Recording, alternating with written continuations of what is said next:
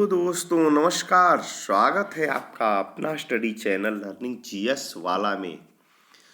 दोस्तों, समान हिंदी का सेशन शब्द रचना, वाक्य रचना, अर्थ के आज पार्ट 2 में पूरी कंप्लीट तैयार कर लिया जाएगा।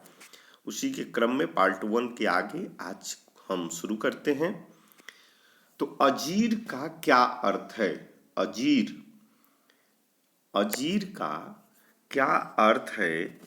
तो अजीर आंगन को कहा जाता है।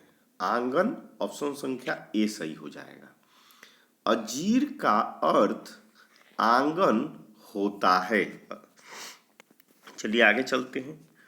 आधी आधी का क्या अर्थ है? तो आधी का अर्थ मानसिक पीड़ा होता है। मानसिक पीड़ा ऑप्शन संख्या बी सही हो जाएगा। मानसिक पीड़ा को आधी कहा जाता है। मानसिक पीड़ा को आधी कहा जाता है। उद्यत उद्यत उद्यत का क्या अर्थ होता है? तो उद्यत का अर्थ तैयार, ऑप्शन संख्या ये सही हो जाएगा। उद्यत का अर्थ तैयार होता है। शकल शकल का क्या अर्थ होता है? शकल माने टुकड़ा। टुकड़ा ऑप्शन संख्या बी सही हो जाएगा। शकल का अर्थ टुकड़ा होता है। शकल का अर्थ टुकड़ा होता है। अब चलिए हम अध्ययन सामग्री विशेष जितने किस प्रकार से इसके नियम नियमावली हैं उसको पढ़ते हैं। शब्द रचना। शब्द रचना। तो शब्द किसे कहते हैं? तो शब्द से तात्पर्य अक्षर अथवा अक्षरों। शब्द से तात्पर्य अक्षर अथवा अक्षरों से निर्मित सार्थक एवं स्वतंत्र ध्वनि अथवा ध्वनि समूह से है। शब्द से तात्पर्य अक्षर अथवा अक्षरों से निर्मित सार्थक एवं स्वतंत्र ध्वनि अथवा ध्वनि समूहों से है। शब्द एक अथवा अनेक अक्षरों को योग से बनते हैं। शब्द एक अथवा अनेक अक्षरों के योग से बनते हैं। शब्दों अथवा वर्णों के योग से नए शब्द बनाने की प्रक्रिया को शब्द रचना कहते हैं। शब्दों अथवा वर्णों के योग से नए शब्द बनाने की प्रक्रिया को शब्द रचना कहते हैं। शब्दों जैसे मान लीजिए यथा एक शब्द है और शक्ति। यथा शक्ति एक पूरा शब्द हो गया और यथा और शक्ति अलग अलग हुई शब्द है। वर्ण का म काम, दो का और म वर्ण से काम बन गया। तो शब्दों अथवा वर्णों के योग से नए शब्द बनाने की प्रक्रिया को शब्द कहते हैं। कई वर्णों को मिलाने से शब्द बनता है। कई वर्णों को मिलाने से शब्द बनता है। जैसे घनश्याम, घ न श या म, घनश्याम 5 वर्ण मिल करके घनश्याम बनाए। तथा शब्दों के खंडों को शब्दांश कहते हैं। शब्द के खंड को शब्दांश कहते हैं। यथा जैसे मोहन में 3 खंड हैं। 3 खंड हैं कौन? मो, ह तथा न। इन अलग अलग शब्दांशों का कोई अर्थ नहीं है। यदि मुंह को अलग कर दिया जाए, ह को अलग कर दिया जाए, न को, तो इन शब्दांशों का कोई अर्थ नहीं होता है। इसके विपरीत कुछ ऐसे शब्द हैं जिनके दोनों खंड सार्थक होते हैं। दोनों खंड सार्थक होते हैं। यथा चिकित्सालय, इस शब्द में 2 खंड हैं, चिकित्सा तथा आलय, चिकित्सालय। अथवा दोनों अलग अलग अर्थ हैं। रचना के आधार पर शब्द 3 प्रकार के होते हैं, रूढ़, यौगिक और योग रूढ़। ये 3 हो गए।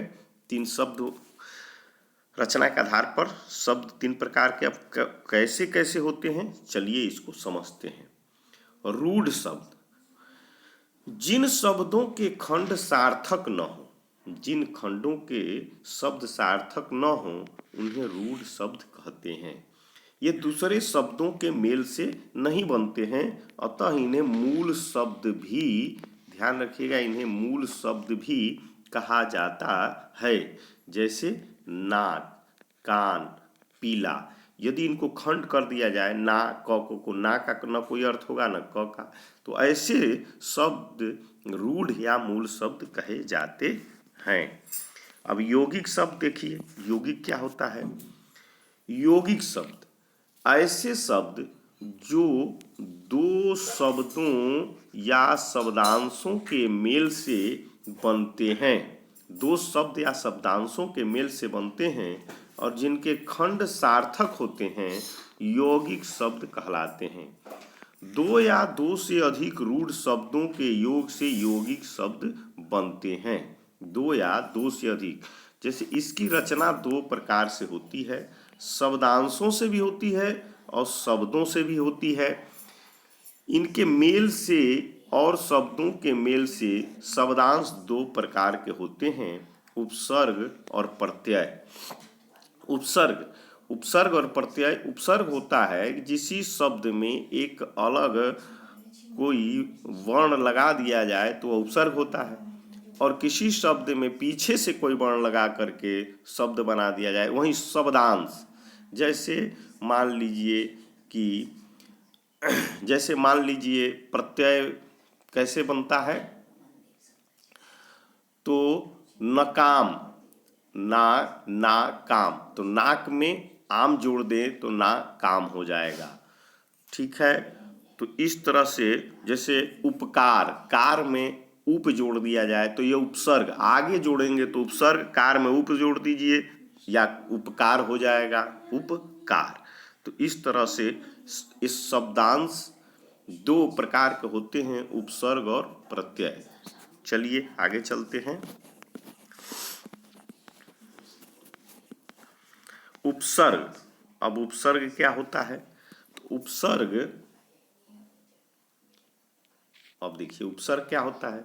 वह शब्दांश जो किसी शब्द के पूर्व जोड़ा जाता है, जैसे विनाश, अनुचर, उपकार। इन शब्दों में क्रमिक वी, नाश में नाश के पहले वी लगा दीजिए और चर के पहले अनु लगा दीजिए और कार के पहले उप लगा दीजिए, तो उपसर्ग जोड़ा गया है, यह उपसर्ग होता है। अब प्रत्यय क्या होता है? वह शब्दांश जो किसी शब्द के अंत में जोड़ा जाता है, जैसे सुता, बंदरिया, खटास, उभयचर, चतुराई। इन शब्दों में क्रमशः सूत में आ जोड़ के सुता बना गया है, बंदरिया में बंदर में इया जोड़ा गया है, और खटास में खट में आस जोड़ा गया है, उभय में चर जोड़ा गया है, तथा चतुर में आई जोड़ करके चतुराई प्रत्यय बनाया गया है। इस तरह से उपसर्ग और प्रत्यय बनते हैं। शब्दों के योग से बने यौगिक शब्द। अब देखिए शब्दों के, ये क्या था? शब्दांश से बने थे। अब शब्दों के योग से बने यौगिक शब्द, जैसे घुड़सवार, घुड़सवार, दिन रात, पीलापन आदि से दोनों खंड सार्थक होते हैं। घुड़सवार अथवा इनके अलग अलग अर्थ होते हैं, जैसे घोड़ा और सवार का चढ़ना, घुड़सवार। दिन का इसमें सूर्य उदय होता है, रात जिसमें सूर्य नहीं होते हैं। तो ये यौगिक शब्द हैं और दोनों खंडों के शब्दों के अलग अलग अर्थ होते हैं। चलिए योगरूढ़ देखते हैं। योग रूढ़ शब्द ऐसे शब्द जो यौगिक तो होते हैं पर अर्थ के विचार से अपने सामान्य अर्थ को छोड़कर दूसरा विशेष अर्थ प्रकट करते हैं, योग रूढ़ शब्द कहलाते हैं। जैसे जल प्लस ज में दोनों खंडों का अर्थ अलग अलग है। इसका तात्पर्य है जल से उत्पन्न होने वालों में सीप, घोंघा तथा घासें भी होती हैं, किंतु जलज एक विशेष अर्थ कमल से लिया जाता है। कमल, जलज माने कमल। तो ये जल प्लस ज, ये दोनों अलग अलग खंड में हैं या दोनों के अलग अलग अर्थ हैं, लेकिन दोनों को मिला दिया जाए तो ये तीसरा, जिसे बहुब्रीहि समास भी कहते हैं, अर्थ निकलता है जलज यानी कि कमल। चलिए आगे चलते हैं। इसके अतिरिक्त शब्द जो है रचना 3 प्रकार से भी होती है। शब्द रचना 3 प्रकार से होती है। किससे कैसे? तो संधि, समास और द्विरूक्ति। तो संधि देखते हैं, संधि क्या होता है। सामान्य अर्थ में संधि का तात्पर्य मेल से होता है। मेल, इसमें 2 अक्षर मिलने से तीसरे शब्द की रचना होती है। ध्यान रखिएगा, 2 अक्षर मिलते हैं, 2 अक्षर के मिलने से तीसरे शब्द की रचना होती है। संधि निरर्थक अक्षरों को मिलाकर सार्थक शब्द बनाती है। तो संधि जो है निरर्थक अक्षरों को भी मिला दिया जाए तो ये सार्थक शब्द बन जाती है। संधि में प्रायः शब्द का रूप छोटा हो जाता है। जैसे मान लीजिए विद्यालय, तो इसको अलग अलग कर दीजिए, विद्या प्लस आलय, तो दोनों छोटा छोटा, विद्यालय का छोटा विद्या आलय बनता है। अब समास क्या होता है। समास कम से कम शब्दों में अधिक से अधिक अर्थ प्रकट करना। कम से कम शब्दों में अधिक से अधिक अर्थ प्रकट करना समास का मुख्य उद्देश्य है। यह जैसे पीताम्बर, पीत है अंबर, जिसका अर्थात श्री कृष्ण, पीत है अंबर समास। द्विरूक्ति का अर्थ होता है दोहराना, अर्थात एक ही उक्ति को 2 बार उच्चारित करना। जैसे पानी तो फिर पानी आ गया, धीरे तो फिर धीरे, जाते जाते, राम राम इत्यादि, ऐसे शब्द द्विरूक्ति कहलाते हैं। अब चलिए वाक्य रचना क्या होती है। तो शब्द रचना हो गई। वाक्य रचना, पूर्ण वाक्य से तात्पर्य, पूर्ण वाक्य की रचना कई पदों के सार्थक योग से होती है।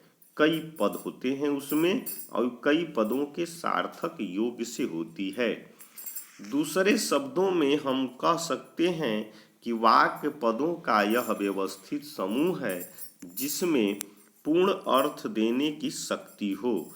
लड़का बाजार जा रहा है, लड़का बाजार जा रहा है, यह वाक्य अपने में पूर्ण और स्वतंत्र व्याकरणिक संरचना है, क्योंकि इससे पूरा अर्थ या आशय प्रकट हो रहा है।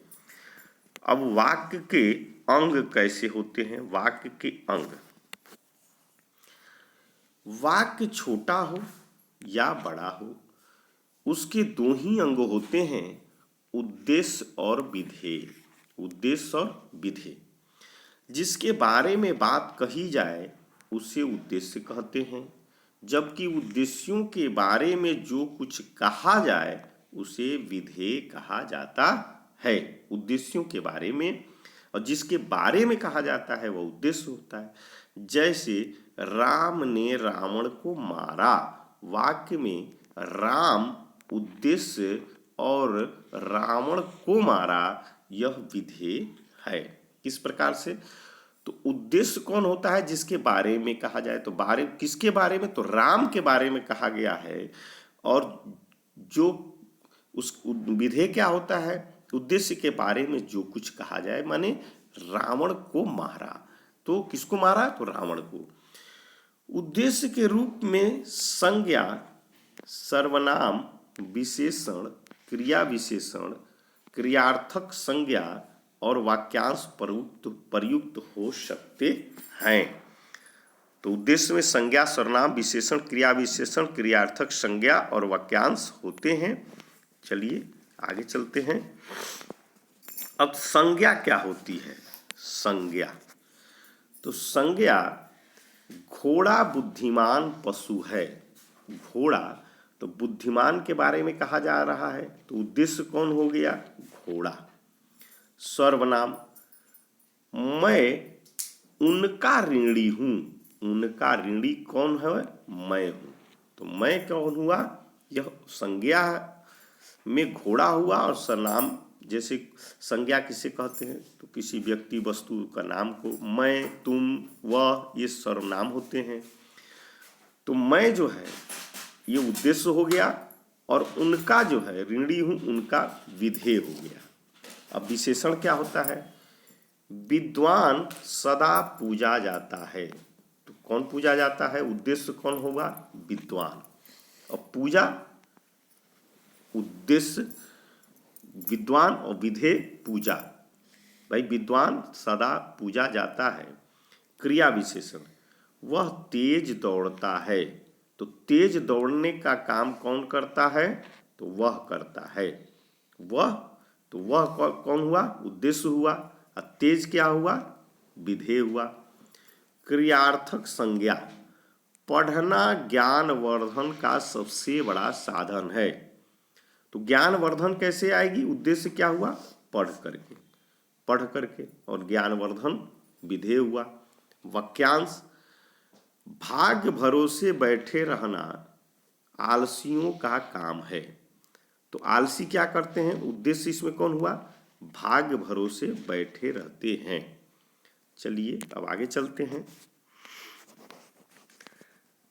भाव, भाव वाच्य में उद्देश्य प्रायः क्रिया में ही सम्मिलित रहता है। मुझसे चला नहीं जाता, लड़के से बोलते नहीं बनता। इन वाक्यों में चलना और बोलना उद्देश्य क्रिया के ही अर्थ में शामिल है। मुझसे चला नहीं जाता, तो भाववाच्य में उद्देश्य प्रायः क्रिया में ही सम्मिलित होते हैं, ये ध्यान रखिएगा। अर्थ अथवा भावोद्योतन की दृष्टि से वाक्यों के प्रकार। तो अर्थ अथवा भावोद्योतन की दृष्टि से वाक्य मुख्यतः निम्न प्रकार के होते हैं। विधानार्थक, विधानार्थक वाक्य। तो विधानार्थक वाक्य क्या होता है? ये देखिए, वह वाक्य जिससे किसी बात का होना प्रकट हो। किसी बात का होना प्रकट होता है। जैसे मनुष्य विवेकशील प्राणी है, तो किसी बात का होना, तो बात क्या है होना उसमें? विवेकशील प्राणी। तो ये विधानार्थक शब्द होते हैं। भारत जनसंख्या की दृष्टि से विश्व में दूसरे स्थान पर है। तो बात क्या है कि जनसंख्या की दृष्टि से वह कितने दूसरे स्थान पर है। ये जो है इस तरह से विधानार्थक वाक्य पहचाने जाते हैं। निषेधवाचक वाक्य क्या होता है? ऐसे वाक्य जिससे किसी विषय का अभाव या अस्वीकृति सूचित हो। जैसे वह भोजन नहीं करेगा, तो नहीं निषेध है। इस निर्जन वन में जानवर भी नहीं रहते, तो कहा जाता है अस्वीकृति हो या अभाव हो, तो नहीं रहना अभाव है, इसलिए यह निषेधावाचक वाक्य होते हैं। आज्ञार्थक वाक्य। अब आज्ञार्थक वाक्य कैसे पहचानेंगे? आज्ञार्थक वाक्य ऐसा वाक्य जिससे आज्ञा, प्रार्थना या उपदेश का अर्थ सृजित हो। सदा सत्य बोलो, ये क्या है? एक आज्ञा है कि सदा सत्य बोलो। आज तुम खेलने मत जाना, आज तुम खेलने मत जाना, मत जाना यानी कि यह आज्ञा दिया जा रहा है, मत जाना। प्रश्नार्थक शब्द। तो प्रश्नार्थक शब्द क्या होता है? वह वाक्य जिससे प्रश्न का बोध हो। जैसे तुमने यह पुस्तक क्यों नहीं पढ़ी, क्यों, कब, ये सब क्या होते हैं? प्रश्नार्थक शब्द होते हैं, वाक्य होते हैं, प्रश्नार्थक वाक्य होते हैं। विस्मयादि बोधक क्या होता है? ऐसे वाक्य जिनसे आश्चर्य का, विस्मय, हर्ष, शोक, घृणा आदि का बोध होता है। जैसे वाह, ऐसे चिन्ह जो होते हैं वह विस्मयादि बोधक चिन्ह होते हैं। वाह तुमने कमाल कर दिया, कैसा सुंदर दृश्य है। ये जो है कैसा सुंदर दृश्य है, हर्ष की बात है। तो इस प्रकार से यह विस्मयादिक बोधक वाक्य होते हैं। संदेह सूचक वाक्य क्या होता है? जिस वाक्य में संदेह या संभावना प्रकट हो, जैसे शायद आज पानी बरसे, ये संभावना है कि आज पानी बरस सकता है, यह संभावना है, इसलिए यह संदेह सूचक वाक्य है। शर्त बोधक, ये वह वाक्य जो किसी संकेत या शर्त का बोध कराए, जैसे आपकी आज्ञा हो तो मैं वहां जाऊं। आपकी आज्ञा हो, शर्त क्या है? शर्त यह है कि आपकी आज्ञा के बिना मैं नहीं जाऊंगा। तो यह शर्त है कि आपकी आज्ञा मिले तब मैं जाऊं। तो इस प्रकार से वाक्य शर्त बोधक कहलाते हैं। अब पढ़ते हैं वाक्य के पदक्रम। वाक्य में पदक्रम, तो वाक्य में पदों के उचित स्थान का विचार पदक्रम कहलाता है। वाक्य रचना करते समय यह विचार करना पड़ता है कि पद अर्थात कर्ता का विस्तार, कर्म का विस्तार, पूरक यदि वाक्य में है तो पूरक का विस्तार, क्रिया तो क्रिया का विस्तार आदि किस क्रम में रखे जाएं। हिंदी वाक्यों में पाठ्यक्रम के नियम निश्चित होते हैं। पद का क्रम स्थान बदलने से वाक्य अशुद्ध हो जाता है और अर्थ भी स्पष्ट नहीं होता। तो चलिए, हिंदी वाक्यों में पदक्रम के प्रमुख नियम हैं जो इस प्रकार हैं। वाक्य में पहले कर्ता, फिर कर्म या पूरक और अंत में क्रिया आती है। जैसे बालक पुस्तक पढ़ता है, तो बालक पुस्तक पढ़ने का काम कौन कर रहा है? बालक, तो कर्ता हुआ। कर्म क्या है? तो कर्म क्या है? तो पढ़ना। कर्म पुस्तक हुआ, कर्ता बालक हुआ, कर्म पुस्तक हुआ और पढ़ना क्या है? क्रिया है। राम विद्यार्थी है। राम क्या है? तो विद्यार्थी कौन है? तो राम विद्यार्थी है, कर्ता हुआ। विद्यार्थी क्या है? तो ये पूरक शब्द है, पूरक शब्द है। और है क्या है? ये क्रिया है, अंत में क्रिया आती है। बालक पुस्तक पढ़ता है और राम विद्यार्थी है। चलिए आगे चलते हैं।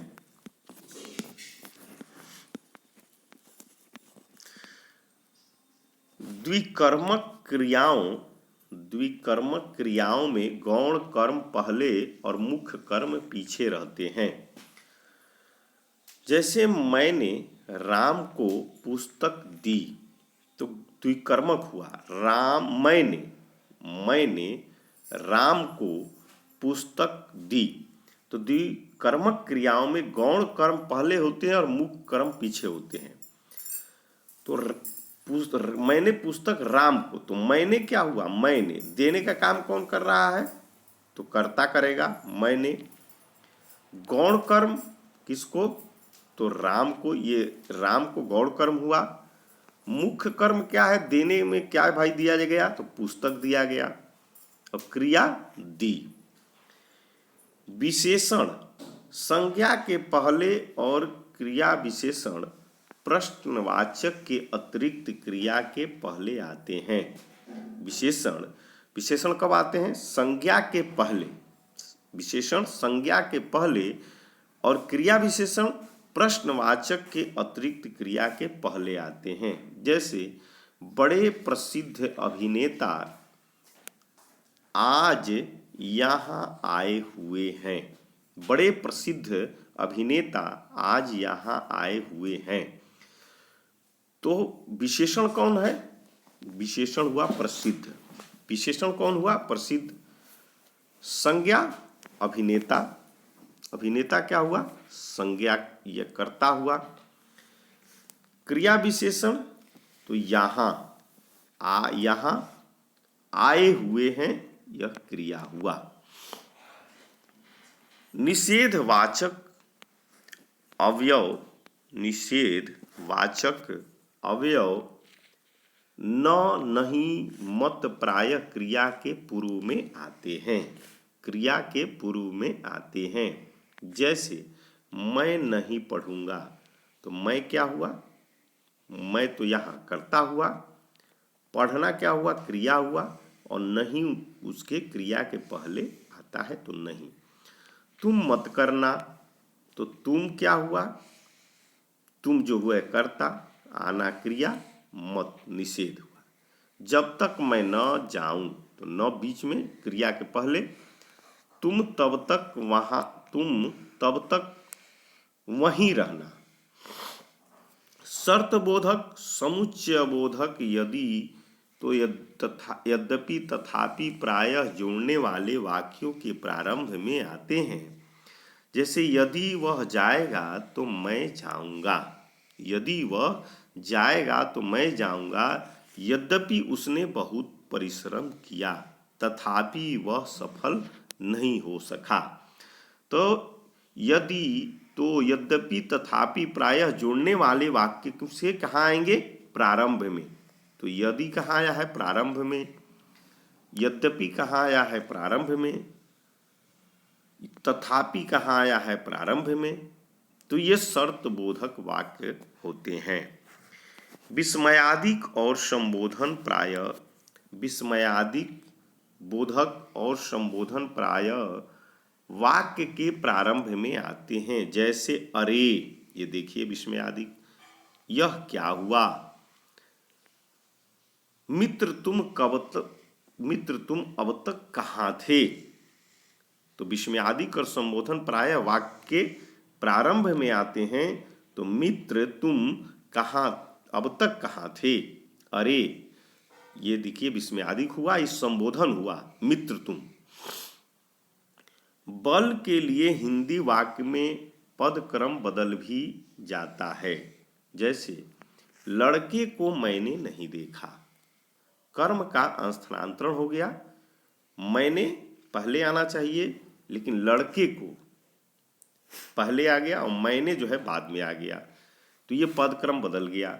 मैंने बुलावा राम को और आए तुम, मैंने बुलाया राम को, तो मैंने किस, मैंने राम, राम ये बाद में आया, मैंने बुलाया राम, तो दिशा का स्थानांतरण हो गया। अब देखिए अन्विति, ये क्या होता है? वाक्य में लिंग, वचन, पुरुष, कारक, काल आदि की दृष्टि से पदों की पारस्परिक संगति को अन्विति कहते हैं। जैसे काला घोड़ा दौड़ता है, काली घोड़ी दौड़ती है। इन दोनों वाक्यों में क्रमशः घोड़ा और घोड़ी पद करता है। भाई दौड़ने का काम कौन करता है? घोड़ा। दौड़ती है यहाँ घोड़ी। तो ये अन्विति होते हैं जहाँ लिंग, वचन, पुरुष, कारक, काल आदि की दृष्टि से पदों की पारस्परिक संगति माने काला घोड़ा, काली घोड़ी, उनके लिंग और वचन के अनुसार ही क्रिया और विशेषण में लिंग और वचन की अन्विति होती है। अन्विति में मुख्यतः कर्ता और कर्म के साथ क्रिया की अन्विति, संज्ञा और सर्वनाम की अन्विति, विशेष्य और विशेषण की अन्विति पर ध्यान देना होता है। कर्ता और क्रिया की अन्विति लिंग के अनुसार लड़का पढ़ता है, लड़की पढ़ती है। अब ये नहीं कि लड़का पढ़ती है और यहाँ लड़की पढ़ता है, नहीं, लिंग के अनुसार पढ़ता है और पढ़ती है। वचन के अनुसार ध्यान देना पड़ता है। यहीं से आपको शुद्ध अशुद्ध वाक्य की पहचान और पकड़ बनती है। वचन के अनुसार लड़का पढ़ता है तो लड़का एक लड़का, लड़के पढ़ते हैं बहुवचन के साथ बहुवचन पुरुष के अनुसार। वह पढ़ता है, तुम पढ़ते हो, मैं पढ़ता हूँ तो तुम के साथ पढ़ते लगता है, वह पढ़ता है, मैं पढ़ता हूँ, तुम पढ़ते हो। इन उदाहरणों से स्पष्ट है कि कर्ता के साथ यदि कोई परसर्ग विभक्ति चिन्ह न हो तो क्रिया कर्ता के अनुसार होती है। यदि कर्ता के साथ ने विभक्ति नहीं है तो क्रिया चाहे किसी भी काल में हो कर्ता के अनुसार अन्विति होगी।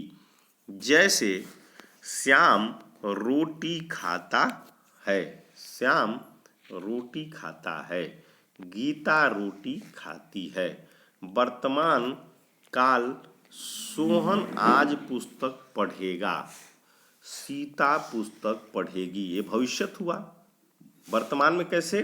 सोहन आज पुस्तक पढ़ेगा, भविष्य में सीता पुस्तक पढ़ेगी। अनेक कर्ता जब एक ही लिंग के हों तो क्रिया उसी लिंग में बहुवचन में होगी। जैसे राम, राजू और सोनू घर जाएंगे, ये सब पुल्लिंग हैं और बहुवचन में जाएंगे। राधा, गीता और पुष्पा स्कूल जाएंगी, ये सभी स्त्रीलिंग है इसीलिए जाएंगी। अनेक कर्ता जब भिन्न भिन्न लिंग के हों तो क्रिया बहुवचन पुल्लिंग में होती है। जैसे श्री राम, लक्ष्मण और सीता बन गए। ध्यान दीजिए, यहाँ राम और लक्ष्मण तो पुल्लिंग हैं लेकिन सीता स्त्रीलिंग है, लेकिन इनकी क्रिया जो है बहुवचन पुल्लिंग में हुई, बन गए। ये शुद्ध और अशुद्ध वाक्य बनाने के ये नियम हैं, कैसे हम पकड़ते हैं शुद्ध और अशुद्ध वाक्य को। यदि अनेक कर्ता भिन्न भिन्न वचन में हों तो क्रिया प्रायः बहुवचनांत के अनुसार होगी। जैसे एक बकरी, दो भेड़ें, कई गायें चर रही थीं। एक बकरी, दो भेड़ें, कई गायें चर रही थीं, यानी कि बकरी स्त्रीलिंग हो गया, भेड़ें, गायें तो भिन्न भिन्न वचन में हैं। एक बकरी एक वचन, द्विवचन, बहुवचन, लेकिन क्रिया जो है तब बहुवचन में होगी। तो दो गायें, एक भालू, एक चीता भाग रहे थे। चलिए आगे चलते हैं। कर्म और क्रिया की अवनति। कर्म और क्रिया, यदि वाक्य में कर्ता के साथ ने हो तो क्रिया कर्म के लिंग, वचन और पुरुष के अनुसार होगी। जैसे श्याम ने पुस्तक पढ़ी, श्याम ने, तो यहाँ ने हो तो क्रिया कर्म के, क्रिया जो है क्रिया कर्म के लिंग, वचन और क्रिया कर्म के लिंग, वचन और पुरुष के अनुसार होती है। तो पुस्तक क्या है? कर्म है। और पुस्तक क्या होती है? तो पुस्तक जो होता है वह स्त्रीलिंग होता है, या पुस्तक नपुंसक लिंग माना जाता है, लेकिन पुस्तक, श्याम ने पुस्तक पढ़ी। श्याम क्या है? श्याम क्या है? एक पुल्लिंग है, लेकिन पुस्तक के साथ स्त्रीलिंग लगी है। राधा ने पत्र लिखा, राधा ने पत्र लिखा। पत्र क्या है? एक नपुंसक लिंग है। राधा क्या है? एक स्त्रीलिंग है, लेकिन क्रिया इसकी क्या हो गई? लिखा, लिखा। तो कर्ता के साथ यदि ने हो, कर्ता के साथ ने हो तो क्रिया कर्म के लिंग, वचन और पुरुष के अनुसार होती है। कर्म वाच्य में क्रिया कर्म के अनुसार होती है। कर्म वाच्य में क्रिया जो होती है वह कर्म के अनुसार होती है। मुझसे पुस्तक नहीं पढ़ी जाती, मुझे पुस्तकें नहीं पढ़ी जाती। मुझसे कर्मवाच्य है, कर्मवाच्य पुस्तक पढ़ना, तो क्रिया कर्म के अनुसार होती है। तो कर्म क्या है? पुस्तक नहीं पढ़ी जाती। मुझसे पुस्तकें नहीं पढ़ी जाती। भाववाच्य में क्रिया पुल्लिंग एक वचन में होती है, जैसे उस लड़की से चला नहीं जाता। तो भाववाच्य है ये, क्रिया पुल्लिंग एक वचन में होती है, तो चला नहीं जाता। उन लड़कियों से चला नहीं जाता बहुवचन है, लेकिन क्रिया क्या है? क्रिया एक वचन में है, चला नहीं जाता। लड़कों से चला नहीं जाता, ये लड़कों क्या है? बहुवचन है, क्रिया लेकिन एक वचन में, चला नहीं जाता। अब संज्ञा और सर्वनाम की अवंती। संज्ञा और सर्वनाम की अवंती। सर्वनाम का लिंग, वचन और पुरुष उस संज्ञा के अनुसार होते हैं जिसके लिए उनका प्रयोग हुआ है। जैसे रमेश ने कहा कि वह कल अवश्य आएगा। श्रमिकों ने घोषणा कर दी है कि वे कल काम पर नहीं आएंगे। ये देखिए सर्वनाम, सर्वनाम का जो है लिंग, वचन और पुरुष उस संज्ञा के अनुसार होते हैं। लिंग, वचन और पुरुष जिसके लिए उनका प्रयोग हुआ है। तो रमेश ने कहा कि वह कल अवश्य आएगा। रमेश क्या है? तो पुल्लिंग है, इसलिए क्रिया उसकी पुल्लिंग होगी। आदर सूचक भाव व्यक्त करने के लिए सर्वनाम और क्रिया का बहुवचन में प्रयोग होना। आदर सूचक शब्द होना चाहिए, ध्यान रखना है। आदर सूचक शब्द, भाव व्यक्त, सर्वनाम और क्रिया का बहुवचन का प्रयोग हो। जाए पिताजी लखनऊ गए हैं। पिताजी ये भाववाचक है, कहाँ? लखनऊ गए हैं, वे 2 दिन बाद आएंगे। ठीक, ये नहीं कि पिताजी, ये है एक वचन में, लेकिन कहा जा रहा है कि आदर सूचक भाव तो क्रिया का बहुवचन का प्रयोग होता है। आएंगे, ये नहीं आएगा। आएगा एक वचन होता है, आएंगे बहुवचन होता है, लेकिन आदर सूचक शब्दों में क्रिया बहुवचन में होती है। ठीक, चलिए आगे चलते हैं। विशेष्य और विशेषण की औन्नति। विशेष और विशेषण की। विशेषण विशेष्य के पहले हो या पीछे, विशेषण विशेष्य के पहले हो या पीछे सदा विशेष्य के लिंग, वचन के अनुसार होता है। जैसे वह काला लड़का है, तो काला लड़का है, यहाँ काला क्या है? तो विशेषण है। और विशेष के पहले हो या पीछे हो, सदा विशेष के लिंग, वचन के अनुसार होता है। तो काला विशेषण हुआ, अब वह लड़का है, वह लड़का काला है। तो काला तो विशेषण हुआ, विशेष लड़का हुआ, लेकिन उसके है, यह जो होता है उसके लिंग वचन के अनुसार होता है।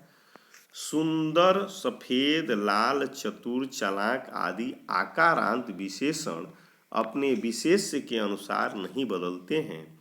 जैसे सुंदर लड़का, सुंदर लड़की, सफेद घोड़ा, सफेद घोड़े, चतुर बालक, चतुर बालिकाएं आदि। अब संरचना के दृष्टि से वाक्यों के प्रकार। संरचना की दृष्टि से वाक्य 3 प्रकार के होते हैं: सरल वाक्य, मिश्र वाक्य, संयुक्त वाक्य। इनको कैसे समझेंगे? जो सरल वाक्य, जिस वाक्य में एक या अनेक उद्देश्य हों किंतु विधेय एक ही हो। सरल वाक्य क्या होता है? तो जिस वाक्य में एक या अनेक उद्देश्य हों लेकिन विधेय जो है एक ही हो, वह वाक्य सरल या साधारण वाक्य कहलाता है। जैसे श्याम पुस्तक पढ़ रहा है, इसमें उद्देश्य एक है। उद्देश्य क्या है? एक है। श्याम और विधेय भी एक है, पुस्तक पढ़ रहा है। तो उद्देश्य एक है, कौन? श्याम। और पुस्तक पढ़ रहा है, विधेय भी एक ही है कि वह पुस्तक पढ़ रहा है, पुस्तक के साथ पढ़ने के साथ और काम नहीं कर रहा है। तो ये सरल वाक्य होते हैं। मिश्र वाक्य क्या होता है? मिश्र वाक्य जिस वाक्य में एक प्रधान उपवाक्य है, ये प्रश्न इस तरह से कि जिस वाक्य में एक प्रधान उपवाक्य है और एक या अनेक आश्रित उपवाक्य हो तो वह कौन सा वाक्य होगा? तो वह जो है मिश्र वाक्य कहलाता है। मिश्र वाक्य में मुख्य उद्देश्य और मुख्य विधेय के अतिरिक्त एक या अनेक संयोजक शब्द होते हैं। मुख्य उद्देश्य और मुख्य विधेय युक्त उपवाक्य प्रधान उपवाक्य होता है, शेष उपवाक्य आश्रित उपवाक्य होते हैं।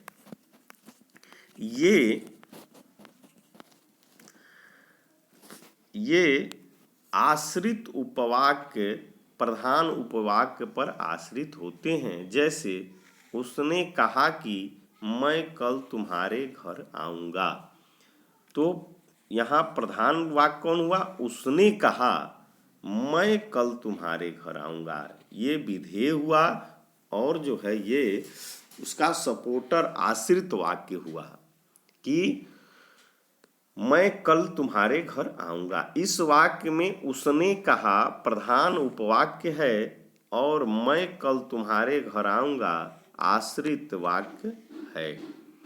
कि दोनों उपवाक्यों को जोड़ने वाला संयोजक कौन है? की। तो की जहाँ हो का की के वह संयोजक होता है। आश्रित उपवाक्य 3 प्रकार के भी होते हैं, संज्ञा उपवाक्य, विशेषण उपवाक्य और क्रिया विशेषण उपवाक्य। अब चलिए संज्ञा उपवाक्य देखते हैं क्या होता है। संज्ञा उपवाक्य रहीम ने कहा कि मैं सुरेश से मिलूंगा। रहीम ने कहा कि हो गया संयोजक, मैं सुरेश से मिलूंगा।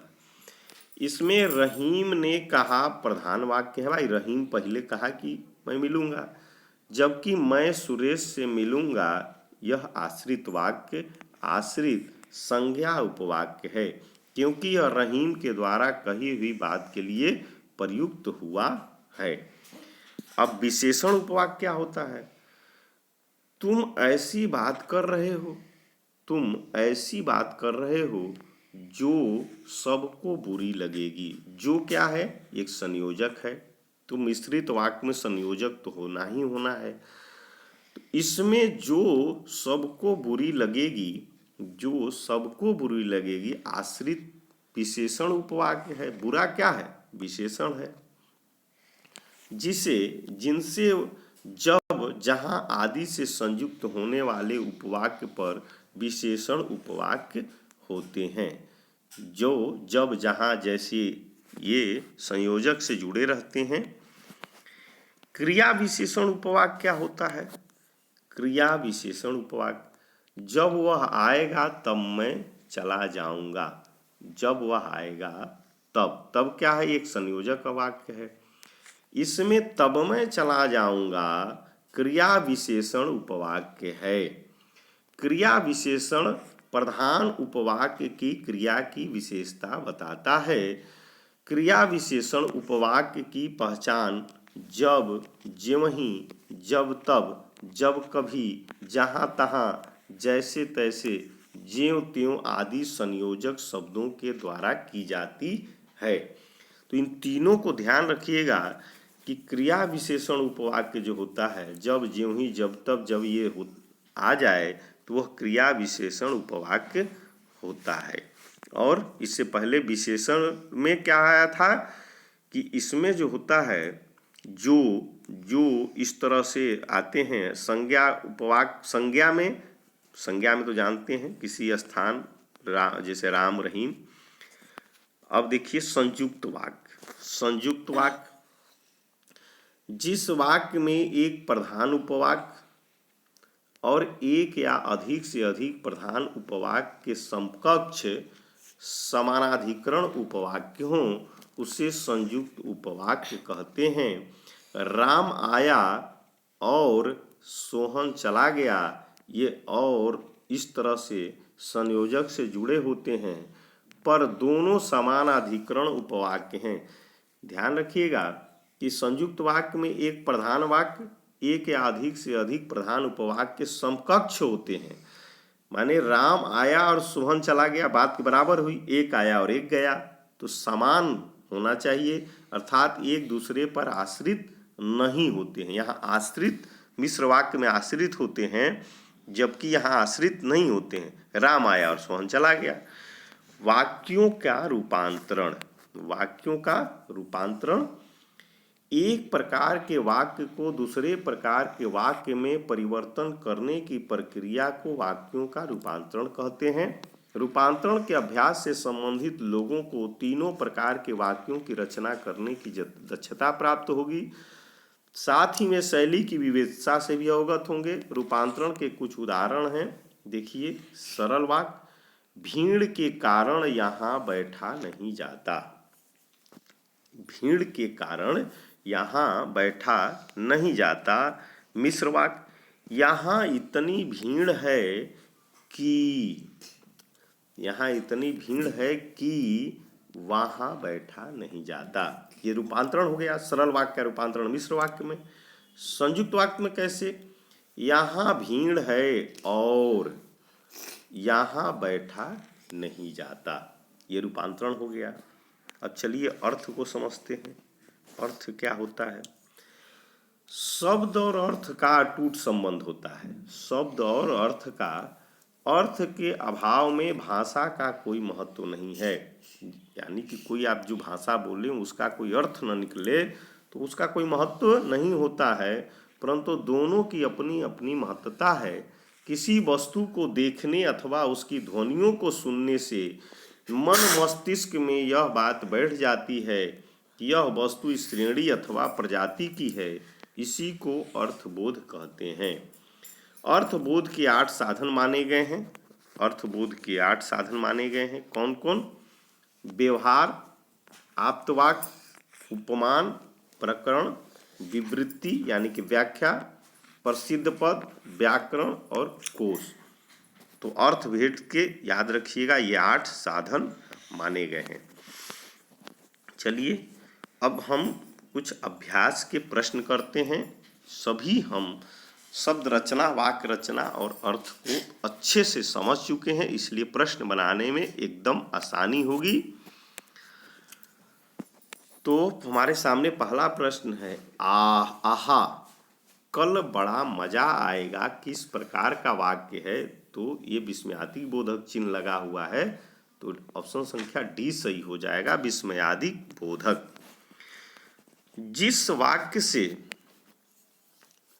विस्मय का भाव प्रकट हो वहां विस्मयादि बोधक होता है। तो आहा कैसा सुहावना मौसम है, ये देखिए विस्मयादि बोधक चिन्ह लगा हुआ है। वह बैसाखियों से ही व्हील चेयर तक पहुंच उसमें बैठ गई और बड़ी तटस्थता से उसे स्वयं चलाती कोठी के भीतर चली गई। यह कौन सा वाक्य है?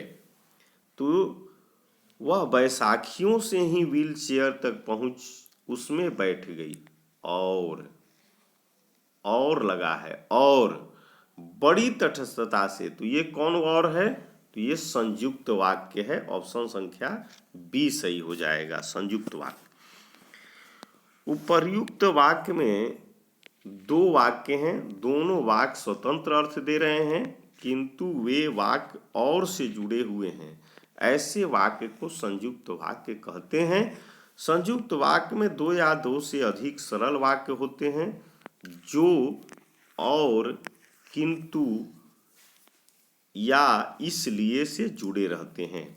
तो और, किंतु, इसलिए ये संयुक्त वाक्य जोड़ते हैं, किंतु भी इसलिए भी। ध्यान रखिएगा। मेरे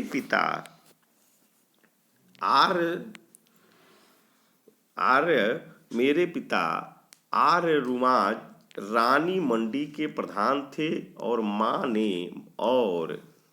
ने स्त्री शिक्षा के लिए आदर्श वन पाठशाला की स्थापना की थी। यह वाक्य कैसा है?